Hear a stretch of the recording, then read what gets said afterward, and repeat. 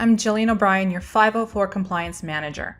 And after watching this video, you will have a basic understanding of Section 504, know who is on a 504 committee, know more about 504 evaluations, eligibility, and accommodations and services for qualifying students, and understand your responsibilities with 504s. Section 504 is a federal civil rights law under the Rehabilitation Act of 1973, and Section 504 provides protection against discrimination for individuals with disabilities. Everyone has Section 504 responsibilities, including the student and the parent. They need to be involved in suggesting accommodations. They need to participate in 504 meetings and benefit from the program.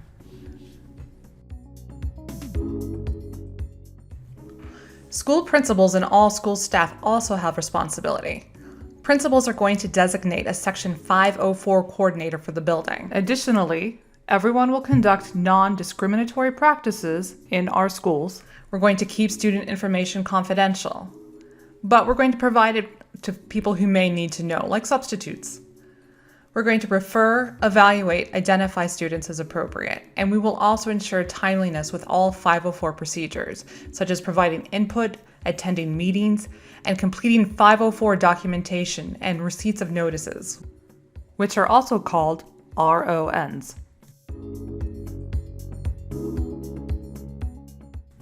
Now at District, the District 504 Compliance Officer is going to coordinate Section 504 processes and training for the district, and provide staff and parent training, like this one.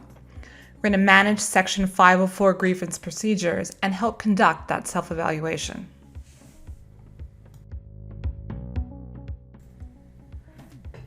The superintendent, she also has a role to play.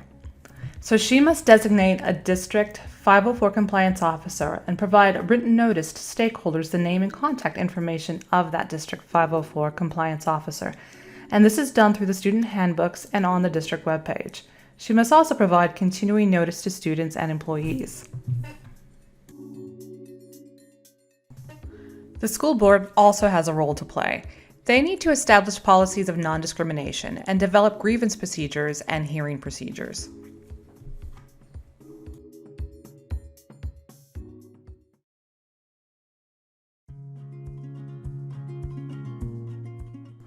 Many students with disabilities face an uphill battle.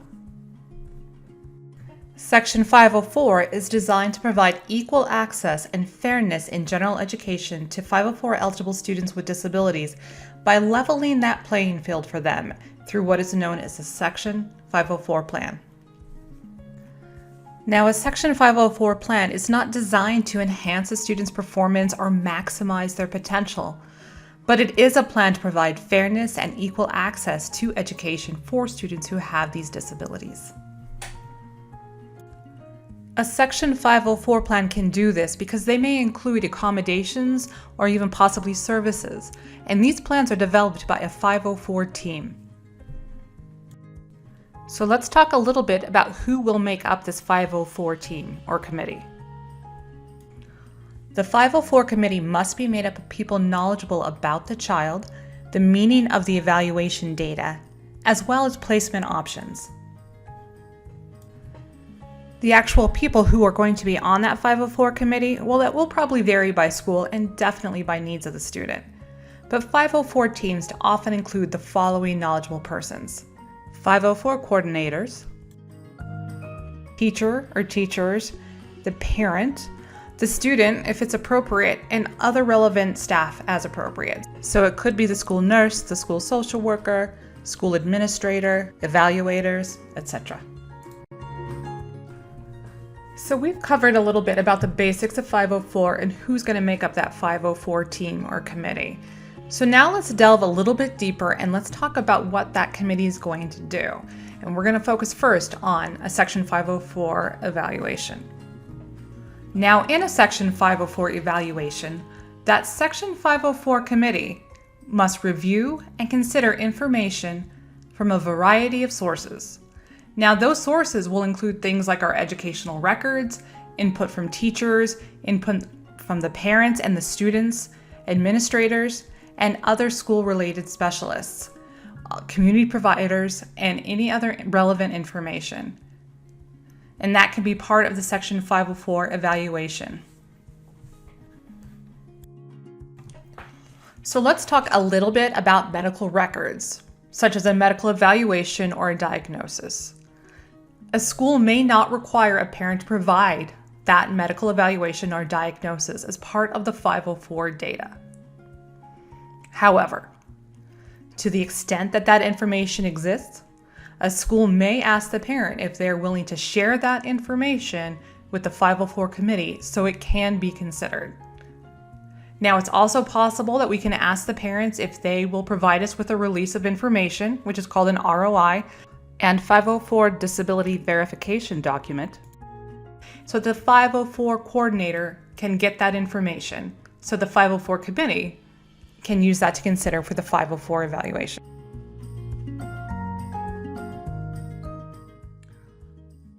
Now, we also need to note that if a student is suspected of having a qualifying disability, then it becomes a violation of Section 504 to delay or deny that student an evaluation to determine eligibility and need for a plan.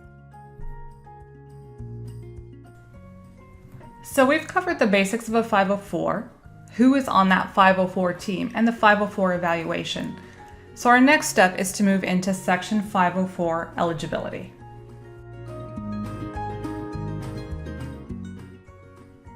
Now, we already know that a 504 eligibility determination is based on a 504 evaluation, which is a consideration of information from a variety of sources and is made by a Section 504 committee, which includes the parent.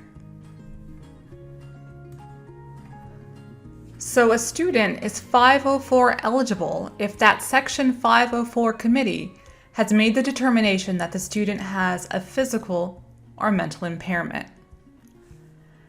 And that physical or mental impairment, it must affect a major life activity or life activities. And additionally, that major overall life activity, it must be substantially limited without regard to mitigating measures. So the condition cannot be one that is mild or moderate in order to be Section 504 eligible. So that physical or mental impairment, it must substantially limit a major life activity. So let's go over a few of those examples. Major life activities, as defined in the Section 504 regulations, include functions such as caring for oneself, performing manual tasks, walking, seeing, hearing, speaking, breathing, learning, and working. But this list is not exhaustive. So other functions can also be major life activities for the purposes of 504. So things like eating or sleeping, standing or lifting, bending, reading, concentrating, thinking, and communicating. So Congress also provided a non-exhaustive list of major bodily functions that are major life activities, such as any function of our immune system, our normal cell growth, digestive, bladder, neurological, circulatory, endocrine, and reproductive functions. And this list, as we mentioned before, is not comprehensive. What it does is it provides us with a list of examples of major life activities, so it's not meant to be exclusive. And an activity or function that's not specifically listed in Section 504 may also be a major life activity. The major life activities must be substantially limited without regards to mitigating measures. So let's break down what that means.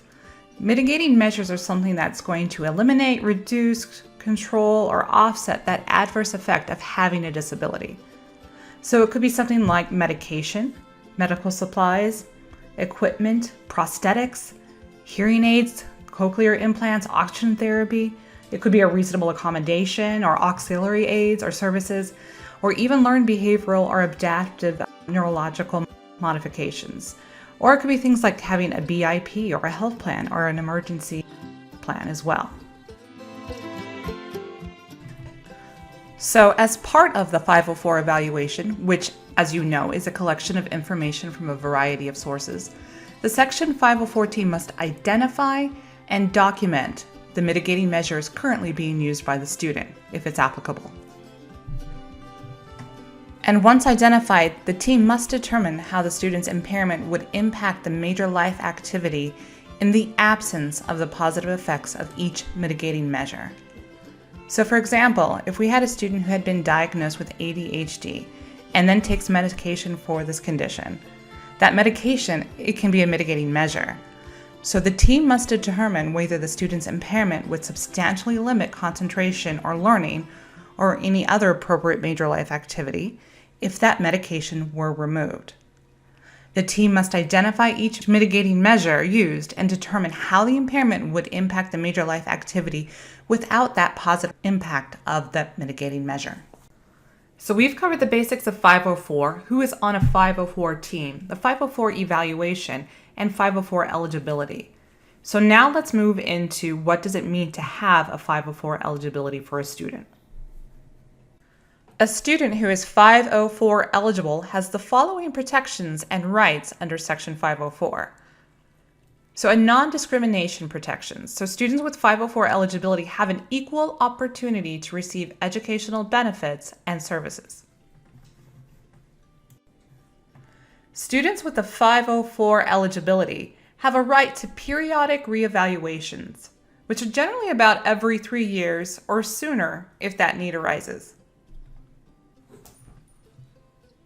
Students with a 504 eligibility who receive long-term suspension or expulsion are entitled to a 504 MDR meeting, or manifestation determination review.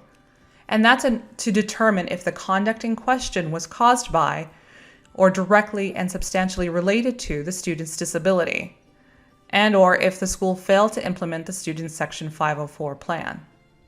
So, if that behavior is a manifestation, then we may not proceed with that discipline. The 504 team conducts a review or development of an FBA and a BIP, or other needed accommodations and services. Or, if that behavior is not a manifestation, we may proceed with the discipline, continue education, and the 504 plan implementation, although it may be in an alternative education setting.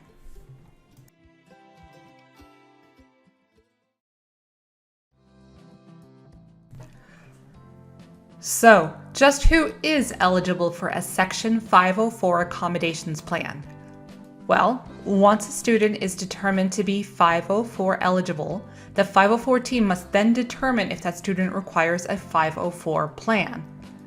And not all students who are 504 eligible are entitled to a 504 plan. So a student is entitled to a 504 plan if their needs are not met by mitigating measures or if their impairment is no longer in remission. For example, if a student who has had cancer.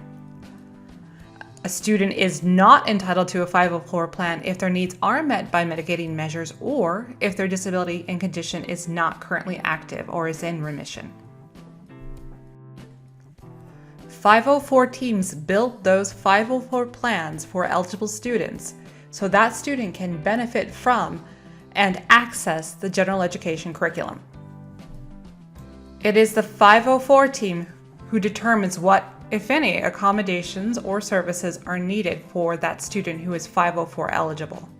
If there are any items of cost, those are provided via the school site operational funds, and therefore the Site 504 coordinator should consult with the building administrator. Here are some examples of accommodations you might find in a 504 plan. You could have preferential seating, extended time on tests or assignment, reduced homework or classwork, perhaps visual, verbal, or technological aids, modified textbooks or audio-video materials, excused lateness, absences, or missed classwork, maybe behavior management supports like a BIP or a health management plan, or even 504 homebound instruction. Students who are eligible for a 504 plan may access 504 accommodations or services based on demonstrated need as documented in the Section 504 plan and by the 504 committee determination based on multiple data sources. Some examples of services in 504 plans include things like school health services, counseling or social work services, transportation, audiology, speech language, physical or OT, psychological or behavioral services, AT devices and or services, and orientation and mobility.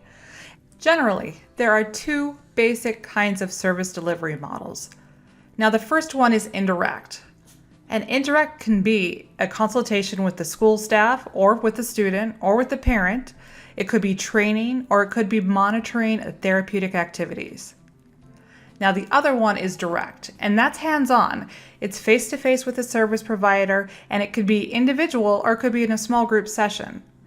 And 504 plans must specify the frequency and duration of any required service and then document the purpose of that service. So once the plan is developed by the 504 team, all of the students' educators are responsible for implementing the accommodations and or services in the 504 plan, as well as participating in 504 plan reviews and reevaluations.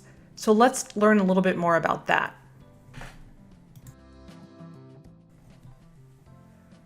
.504 plans need to be reviewed at least one time per year to determine if the accommodations are up to date and appropriate based on our students' needs. Now, if there are no recommendations by the school or by the parent for changes to that 504 plan, the 504 coordinator can conduct a 504 annual review without a meeting. And periodic reevaluations, well, they need to occur a minimum of every 3 years, or sooner if that need arises. And these are based on the student's 504 disability status and their needs. And any member of that 504 team, including the parent, may call for a 504 meeting at any time if there is an educational concern or a change in the student's needs. And these plans, they can be discontinued if the 504 team determines that the student is no longer disabled, no longer requires any special accommodations or services to meet the identified needs, and or can be appropriately instructed in general education without accommodations and services. So let's talk about timelines. Schools must ensure that evaluation and identification of students suspected of a disability, that it occurs in a timely manner. And if those students who are determined to be 504 eligible, if they need that Section 504 plan, then those appropriate accommodations and services must be developed and implemented in a timely manner. And a timely manner generally means within 30 calendar days.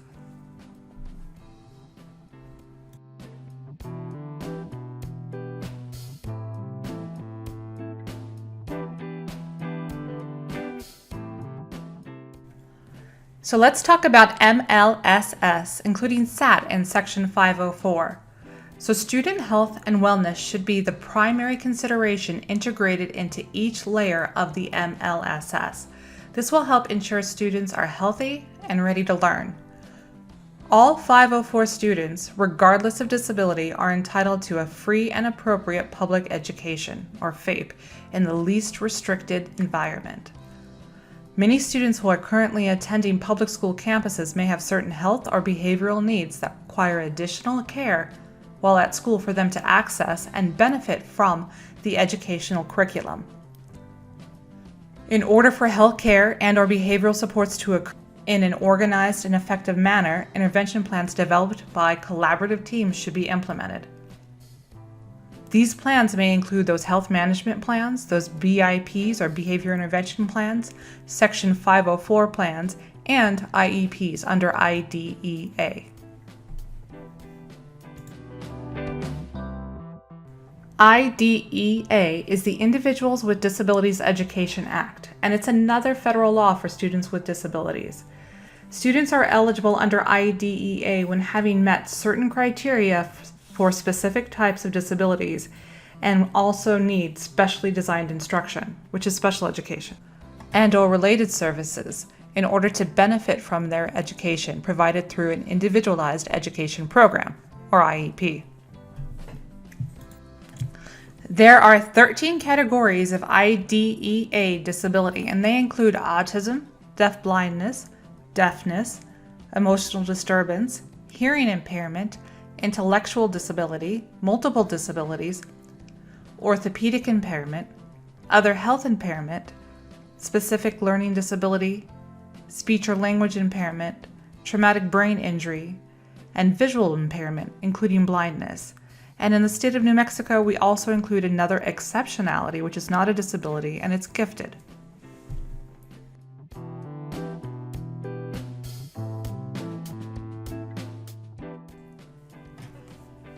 While Congress intended Section 504 to be consistent with the Individuals with Disabilities Education Act, or IDEA, Section 504 is more encompassing.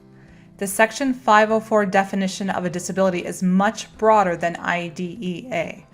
Section 504 includes as a disability any physical or mental impairment that substantially limits one or more major life activities without regard to mitigating measures. So students who qualify for Section 504 do not automatically qualify for special education under IDEA. However, students with an IEP do have rights under both Section 504 and IDEA.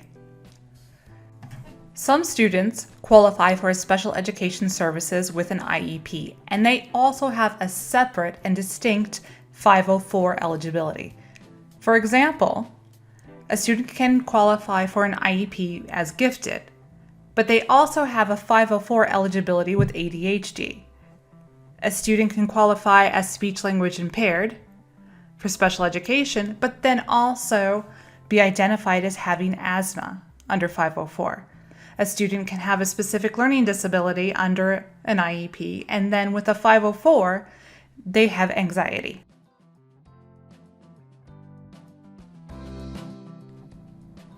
So in these scenarios, any accommodations or services that would have gone in that 504 plan are going to now go into that IEP.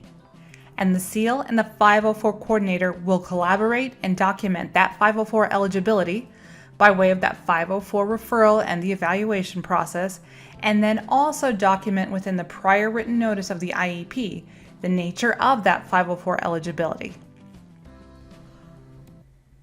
Rio Rancho Public Schools uses PSSP or PowerSchool Special Programs to develop and maintain all Section 504 documentation.